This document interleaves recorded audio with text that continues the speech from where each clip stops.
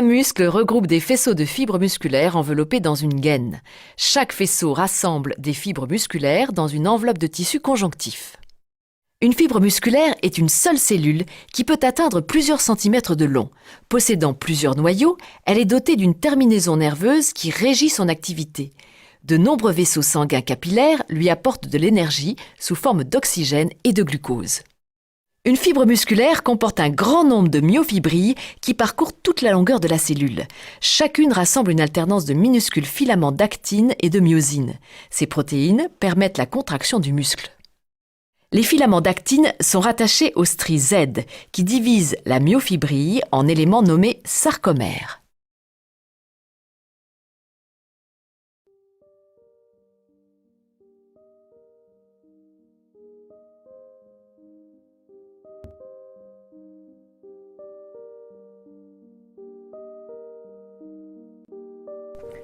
La fibre musculaire est composée d'un ensemble de myofibrilles de nature protéique. Chaque myofibrille est constituée d'une succession d'unités appelées sarcomères.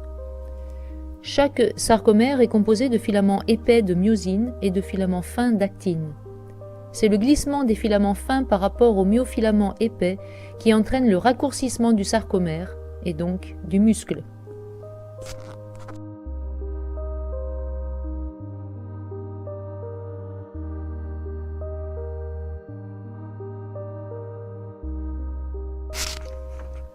Le glissement relatif des deux types de filaments est dû en partie aux propriétés de la myosine.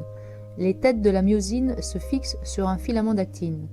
Les filaments de myosine se déforment de façon synchrone et font glisser les filaments d'actine.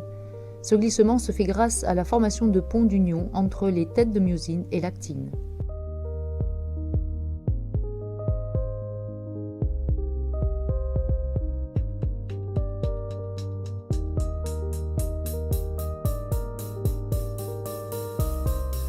Lorsqu'une tête de myosine fixe de l'ATP, elle catalyse l'hydrolyse de l'ATP, ce qui fournit l'énergie nécessaire à l'activation de la tête qui change d'orientation.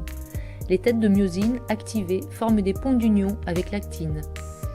Le complexe actine-myosine libère les produits de l'hydrolyse de l'ATP, ce qui s'accompagne d'un retour de la tête à sa position de repos. C'est le coup de rame qui provoque le mouvement relatif des filaments. La fixation d'une nouvelle molécule d'ATP entraîne la dissociation du complexe actine-myosine. Un autre cycle peut commencer.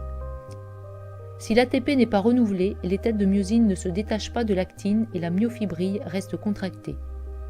Ainsi, lors de la contraction musculaire, de l'énergie chimique sous forme d'ATP est convertie en énergie mécanique au niveau de chaque sarcomère. Cette conversion est permise par les propriétés de la myosine et de l'actine des myofilaments.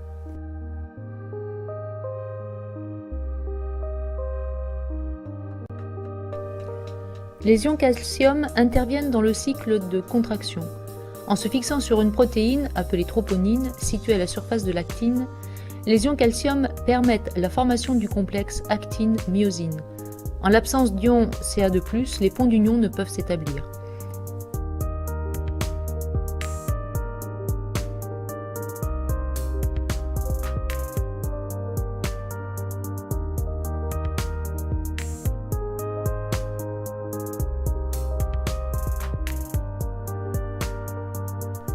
C'est en réponse au signal nerveux et lors de la fixation des neurotransmetteurs sur la membrane postsynaptique que des ions calcium sont libérés à proximité des myofibrilles. Les ions calcium jouent donc aussi un rôle important lors de la contraction musculaire.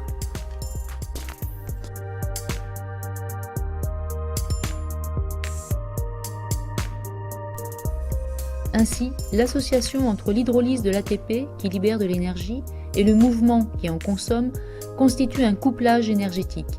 Il implique ici une transformation ou conversion d'énergie chimique portée par l'ATP en énergie mécanique, mouvement.